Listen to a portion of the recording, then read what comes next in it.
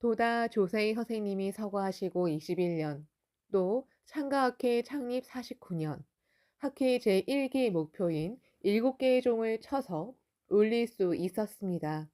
이것으로 마키코치 스네 사부루 선생님과 도다 조세희 선생님의 유언을 여러분의 절대적인 힘으로써 일단 내 대에서 모두 수행했다고 확신합니다. 고맙습니다.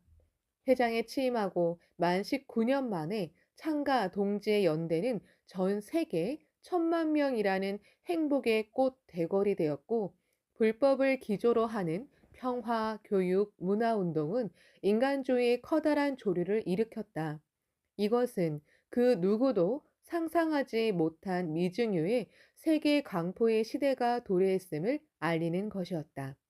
신이치는 일본 광선 유포에 흔들리지 않는 기반을 구축하고 각국 지역에 불법의 씨앗을 뿌려 행복의 푸른 들판을 전 세계에 넓혔다. 학회 조직의 포진도 고등부, 중등부, 소녀부를 신설하고 광범위한 문화 운동을 추진하기 위해 교육부, 국제부, 예술부 등의 각부도 설치했다. 나아가 전국 각지에 광포의 법성으로서 문화회관 등을 건설했다. 마키코치 스네 사부로와 도다 조세이의 비원인 창가 일관교육의 학사도 만들었다. 불법의 인간주의를 기조로 하는 평화, 문화의 꽃을 피우고자 민주음악협회와 동양철학연구소, 후지미술관 등도 잇따라 창설했다. 그리고 정치 분야에서는 공명당도 탄생시켰다. 또 종문 엄호를 관철하여 총본산에 정본당을 비롯해 대객전, 대화성 등을 발원주가 되어 건립기진하고 전국 각지에 말사를 건립해 전에 없는 종문의 흉흉을 이루어냈다. 학회의 이러한 눈부신 공적은 그 어떤 매리 자본과 거짓말을 퍼뜨려도 결코 없앨 수 있는 것이 아니다. 신이치와 함께 생명을 깎아가며 온 힘을 다한 동지들의 혼에 깊이 새겨진 금강 불교의 긍지 드높은 역사이기 때문이다. 총회에서 신이치는 주조 기요시 신임회장, 모리카와 가즈마사 신임 이사장을 소개하고 창가 학회라는 세계를 이체를 동심으로 하여 영원히 발전시켜 주기를 충심으로 부탁드립니다라고 염원했다. 그리고 나는 생애 여러분을 지켜보겠습니다라고 결의를 피력했다. 이어서 나는 불법자입니다라고 힘주어 말하고 이렇게 말했다. 그래서 나는 집행부에도 부탁해서 가능하다면 초창기부터 오랫동안 함께 투쟁하신 분들, 특히 광선유포의 도상에서 돌아가신 분, 공로자, 병상에 계신 분을 찾아가 그 공로를 치하하고 격려하고자 합니다. 아무리 행동을 제약받아도 결코 광선유포의 투쟁을 그만둘 수는 없다.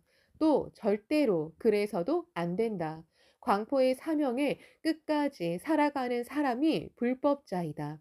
신이치에게 주어진 시간은 10분도 채 되지 않았다. 지금까지 본부 총회에서는 신이치로부터 광선유포의 원대한 미래 구상이나 희망의 지침이 제시되고 또 사회와 세계가 직면한 문제에 대해 해결 방도를 제안하는 제언이 발표된 경우도 많았다. 더욱이 참석자와 일대일 대화를 하듯이 유머를 섞어가며 말하는 마음 훈훈한 이야기에 모두 때로는 안도하고 때로는 크게 웃으면서 새로운 전진을 서로 굳게 결의해왔다.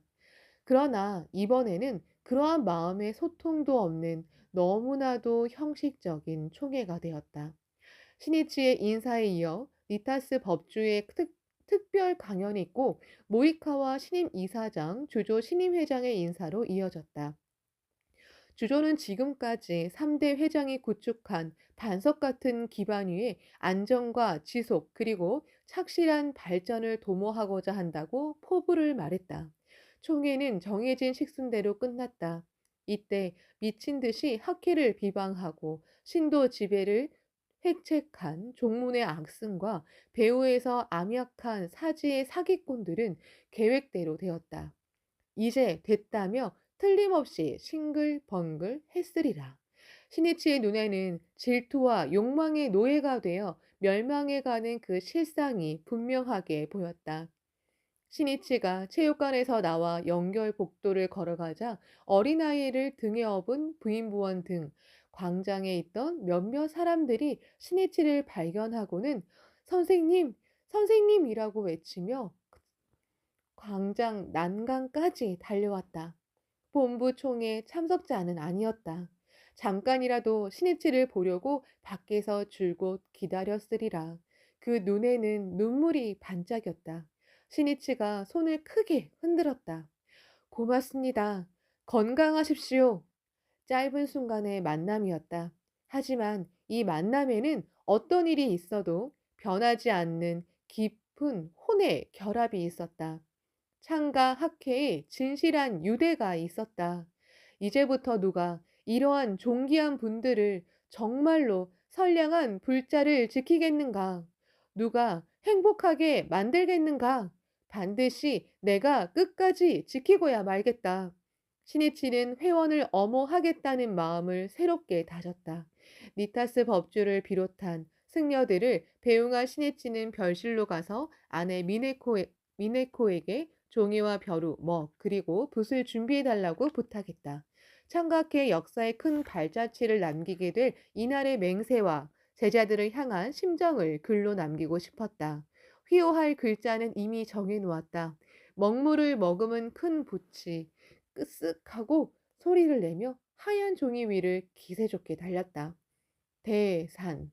그 아래에 벗이여 폭풍 후에 흔들리지 않는 신심이기를 기원하며 1979년 5월 3일 소카 대학교에서 식을 마치고 쓰노라라고 썼다. 시니치는 은사 도다 조세이의 사업이 궁지에 몰린 1950년 1월 후지산에 기원 하노라라는 시를 지었다.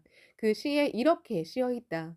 세기의 탐욕 많은 화택 속에서 허식 없이 잠시 멈춰 서서 박설에도 두려워하지 않는 나는 유구한 후지산을 찬탄하노라. 그때 시니치의 마음에는 자기 한 몸에 쏟아지는 비난, 중상의 폭풍 후에도 미동조차 하지 않고 광선유포에 살아가겠노라는 은사도다 조세이의 당당한 모습과 웅장한 후지산이 오버랩되었다. 대산이라는 휘호에는 시니치가 바라는 혼의 외침이 담겨 있었다. 묘법은 영원 불멸하다. 이 묘법과 그 묘법과 함께 광선유포의 끝까지 살아가는 우리에게는 무한한 희망이 있다. 아무리 거센 바람이 휘몰아쳐도 대산처럼 흔들리지 말아야 한다. 그 무엇을 두려워하겠는가? 학회는 니치렌 대성인의 말씀대로 사신 홍법의 실천을 관철하면서 인욕의 갑옷을 입고 전진해왔다. 창과 사제는 흔들리지 않는 이 신심으로 모두 승리해냈다. 시니치는 다시 붓을 들었다. 대행. 그리고 그 아래 이렇게 협서했다. 우리 벗에게 공덕이 만개하기를 기원하며 1979년 5월 3일 소카대학교에서 합장. 시니치는 아무리 혹독한 시련이 닥쳐와도 불법의 인과는 엄연하다. 모든 동지여 가슴 속에 창가의 대행을 안고 나아가야 한다고 염원했다. 오후 5시 반 야마모토 시니치는 미네코와 함께 차를 타고 소카대학교를 출발했다. 시니치는 학회 본부로 돌아가지 않고 요코하마에 있는 가나가 문화회관으로 갔다. 세계로 이어지는 요코하마 항구에서 세계 광선유포의 새로운 투쟁을 진정한 사제의 투쟁을 일으키자고 마음을 정했다. 저녁 7시 요코하마에 도착하니 이미 어둠의 장막에 감싸여 있었다. 가나가와 문화회관의 어느 방에서 바다를 바라보았다. 눈 아래로 항구에 계류된 채 보존되고 있는 화물 여객선 히카와마루가 보였다. 이 배가 건조된 시기는 1930년으로 창가학회가 창립된 해이다. 학회는 창립 이래 7개의 종을 쳐서 울리고 지금 다시 대항해를 개시했다. 신이치는 겨우 한숨 돌린 느낌이었다. 곁에 있던 간부가 오늘 아침 신문에 선생님의 이름이 실렸습니다. 라고 알려주었다. 그 기사는 요미우리 신문이 미국의 여론조사 기관인 갤럽과 제휴하여 실시한 미일 양국의 생활의식 조사 결과인데 일본 국민이 뽑은 가장 존경하는 일본인 상위 20명 가운데 6위에 신이치의 이름이 올랐다. 요시다 시게루, 노구치 히데요, 니노미야 손토쿠, 후쿠자와 유키치, 그리고 쇼와 천황에 이어 야마모토 신이치의 이름이 있었다. 현존하는 민간인으로는 1위이고 종교계에서는 유일하다고 한다. 신이치는 극적인 오늘 하루를 돌이켜 보면서 불가사의한 기분이 들었다. 그리고 동지들이 보내는 큰 기대와 힘찬 응원처럼 느껴지기도 했다. 3주일 전에 고 저우 언나이의 부인 덩잉차오에게 회장을 사임할 생각이라고 전했을 때 인민이 지지하는 한 사임하면 안 됩니다라는 덩잉차오의 말이 떠올랐다. 사람들의 기대에 보답하라. 신의에 보답하라. 계속 투쟁하라. 라는 격려임에 틀림없었다. 어떠한 처지에 놓이더라도 나는 계속 투쟁한다. 드디어 본문의 투쟁이 시작된다.